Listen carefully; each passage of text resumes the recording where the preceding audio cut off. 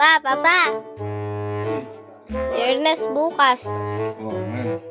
May general cleaning kami sa school. Oo, sige, pupunta na lang. Huwag ka raw pumunta, sabi ni sir. Bakit ako di pupunta?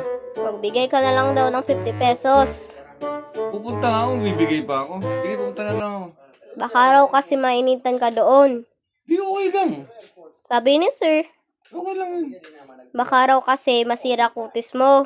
Sinabi na yan? Opo. Sige, okay lang yun. Sobi mo pa naman raw, sabi ni sir. Sinabi niya? Opo. Sige. Sabi ni sir, pwede ka raw maging artista. Sinabi niya ni sir? Opo. O sige, yung 50 gagawin ko ng 100 bukas. Sige na lang. Thank you ah.